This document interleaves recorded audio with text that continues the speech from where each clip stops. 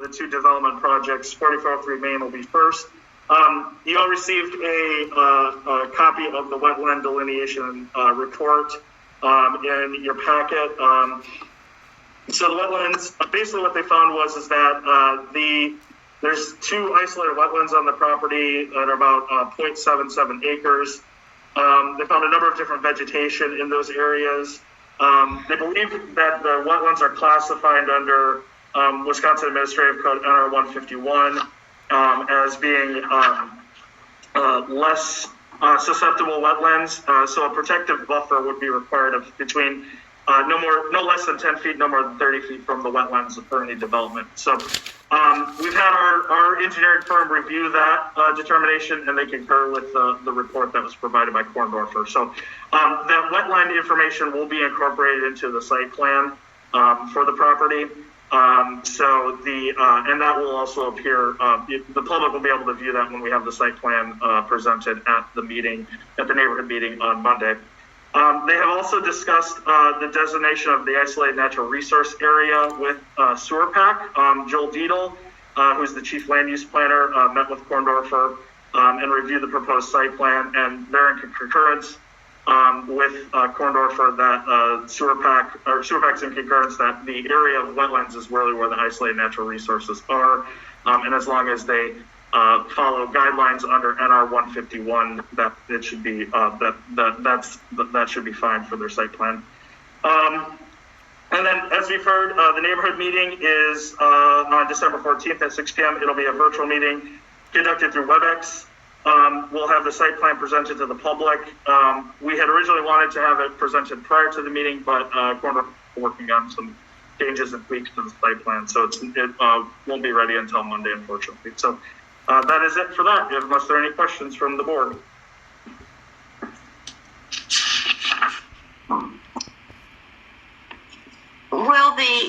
Casey, will the site plan be presented just for the first time at the meeting on Monday?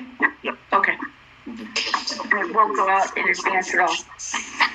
Casey, I have a question related to the property. I walked down Deepwood for the first time in a number of weeks just yesterday, and I noticed that there are quite a few trees along the south side of Deepwood that have the orange tape around them and that have been spray painted. I don't know if I just missed that in the past or if that's something new, or can you... Yeah, I can comment on that. So that was part of their due diligence viewing the parcel, which includes wetland delineation. They've marked trees for both preservation and removal. I don't know. I believe the ones that have rivets on them are the ones that would cut, whereas the ones that are marked with spray paint would be the ones that would be removed. But I believe most of the spray painted ones are dead ash.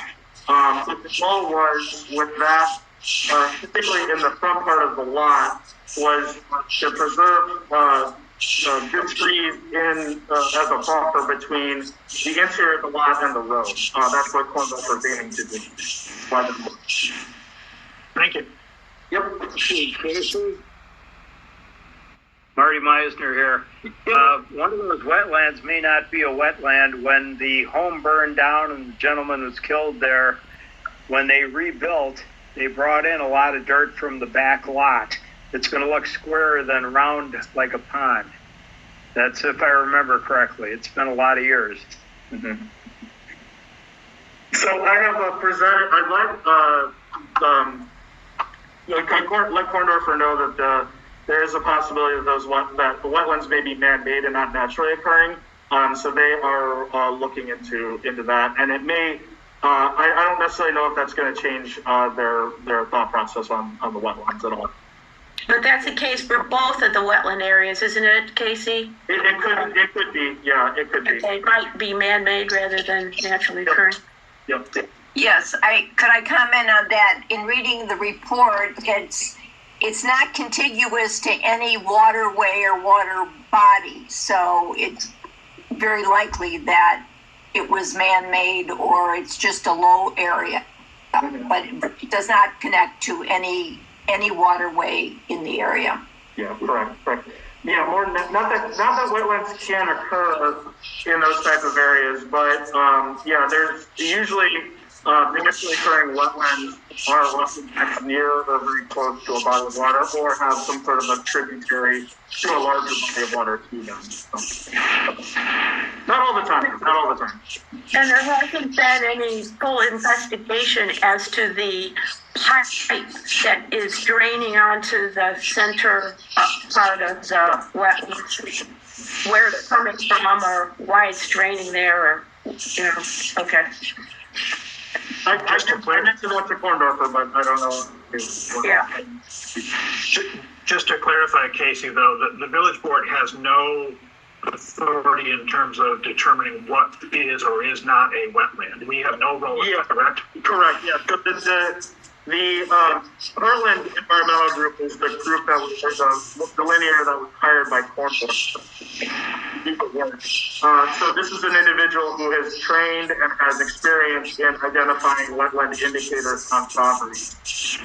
The DNR and to a larger extent the U.S. Army Corps of Engineers regulates wetlands in the state of Wisconsin. Most of the time, certain large wetlands or very, very significant wetlands will require Army Corps of Engineers approval and review. I don't believe in this case that would fall under Army Corps. These wetlands would fall under Army Corps requirements. What I do believe will still fall under DNR requirements. Now, the delineator for this project is what's called the assured delineator, which essentially means that the report that they generate, they have certification from the DNR, and it's all in all likelihood, the findings by this delineator will be concurred with by the DNR.